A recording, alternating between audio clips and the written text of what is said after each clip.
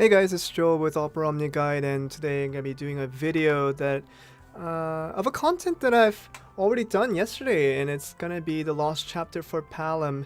And the reason I'm doing it again is because the team composition I used yesterday, where this spot was filled in by ferrets to do the debuffing on that wave 3 and 5, thinking that the weakened enemies would die out faster, but what I've come to realize is that I've been browsing YouTube today and just going around with other users who have done this battle, and it just seems like that if you have the raw damage, you don't really need to debuff the enemies to get a fast clear, but you can save those few turns to make sure you get more damage as you can make it. So some of the options that we've seen was Beatrice, of course, but I don't have Beatrice right now on my roster. But Agrias was also being widely used just because of the party buff battery and also the bravery help out with that, and Agrias seemed to work out pretty well, so I used it, and turned out to be a really good composition with Palom already on the lineup. Then the score that I got yesterday with 219 was just kind of scoffed at, really, because I got 326 in one of my runs, and just goes to show you that the bizarreness of this composition, that you don't have to be scared of these guys, and you don't have to be scared of getting braked either. And it's like, that's how you have to kind of work with this, and even to a point that I tried to use Agrias support and it worked out very well. The 325k that I got was with Aleo support, but I did it with Agrias with similar amount of success, so hopefully we can do it again. Let's look at just the passives that this guy has. So Max Brave 200, 110 with 2 Brave Holy Knight boosts, 2 stars, and initial Brave 55, attack 65. So all the stats that we need that are in here, so hopefully our best bet to get this done. It would have been nice if you had Bahamut in this Lost Chapter, but I do have brothers, and I think that's gonna be the second best option that you have. So let's begin and see if we can maximize the scoreline. Hopefully get around 300,000 for the sake of this video. Hopefully we can get that down. Okay, we're gonna use Bluff to get B down just right from the get-go to boost his attack as well, so that once we go into wave 3, we're already ready, trying to get the damage in. So let's get Knight's Pride onto A, and with Eiko we're just gonna go with HP regen. Always seems to be the first move for Eiko in any type of situation. So there we go, we got the buff onto our party members, and wave 2 begins. Hopefully Palom gets a turn. He does. Okay, this is when I'm gonna be a little bit cheeky. I'm gonna go with Knight's Pride again, just to kill off B in one turn. And with Palom, I'm gonna go with another bluff that I don't need.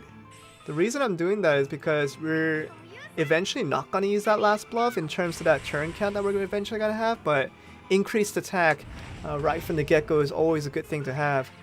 Okay, now we're gonna have Judgment Blade, hopefully to stun B. It's gonna be objective so that we don't get the AoE damage in first hand, but we're not gonna get it, so it's gonna have to take this in the face. Group Darka, Agrias is gonna get broken. Now with Smite being available, we're gonna use that. And I actually should have used it on B. That was a little bit of a mistake on my part. Mycelium Ice Crystal on B instead. Yeah, let's do that.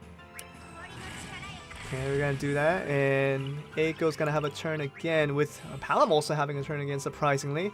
Didn't think that was gonna happen. But yeah, Smite here again.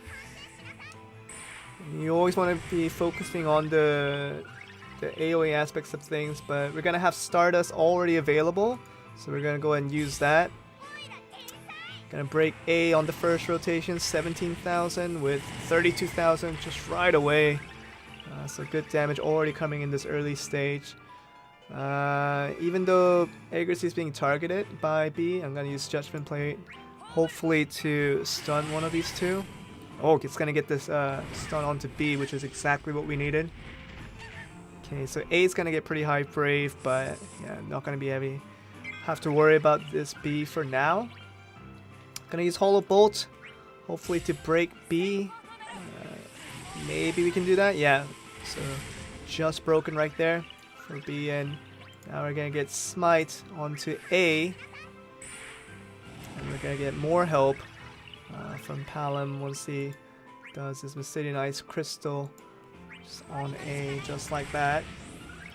Palom's gonna get another turn, and this is when we have to kind of decide, do we want to use another Mysterious Ice Crystal or do we want to bluff? And both of them are gonna target him anyway, so we have to kind of make this a situation where he's at very high level of Brave to make this the most effective. I'm gonna use bluff here, just to get it to 22,000, and gonna use that last couple of bits when I get the opportunity. But here we go, let's go for another smite. And obviously with Agrias, not much else to do, just to go for another Judgment Blade. Okay, Silence is gonna avoid that attack from coming through. We're gonna get Smite onto A so that we can get more damage in while keeping ourselves safe. Stardust available again. That was really fast. Yeah, let's go and do that. It's gonna get full damage on.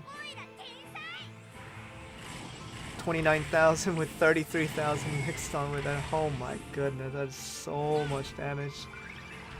Yeah, we can get Judgment Blade again. We have to kind of be conscious of the fact that Palom wants to use that last bit of that Mysterious Ice Crystal, but I mean, you really have nothing else to do when you're already full like that. Okay, gonna get B down quickly.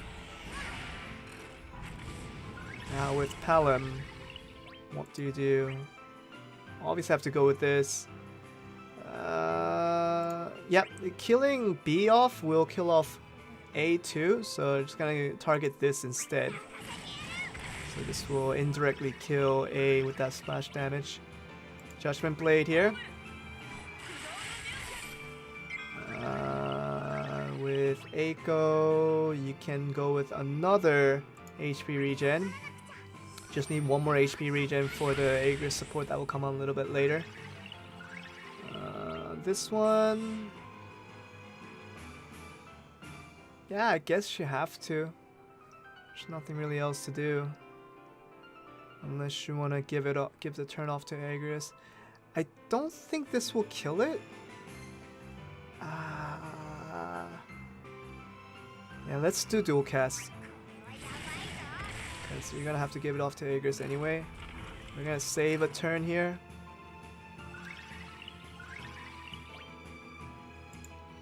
Maybe I should have used it. Yeah, that allowed it to waste a turn like that. Oh, that wasted a lot of turns.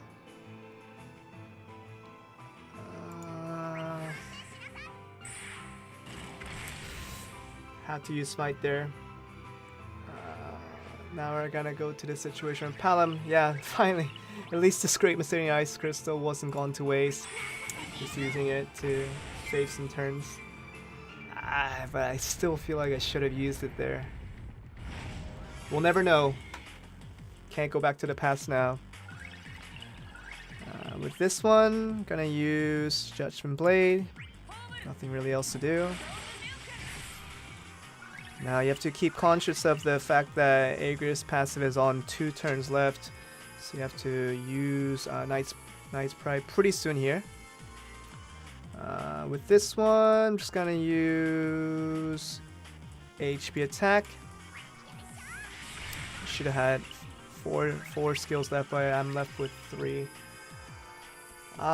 Stardust. Nah, I'm just gonna save it. I'm gonna go with Agrias right away. Gonna go with Knight's Pride onto B. And Knight's Pride again onto A. At least she's getting good rotation, which is good for us.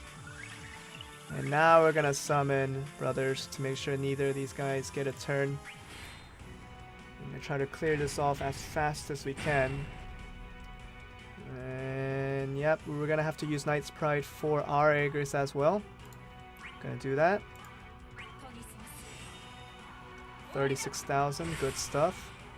And HP regen onto A this time around. Good thing that the support Agrias rotated really fast on those turns. Agrias is gonna get another turn, so we're gonna save Hollow Bolt until that very last turn. I'm gonna use Knight's Pride again, get it to 5 stacks before we do. And here we go. We can do you can use another Knight's Pride onto A this time. 38,000, good stuff. And we can use Smite on this occasion onto B this time. Hopefully to break it. It will. Okay, now with 13,000, you should be able to reach that 39,000. Hopefully close enough. Let's see if it does. Hollow Bolts. How far will we get? 32. It's not bad. So it's not bad at all. I'm gonna go with this. Probably will reach 24 easy here. That's gonna reach 24 just like that. And we're at 33 turns right now with Smite still available.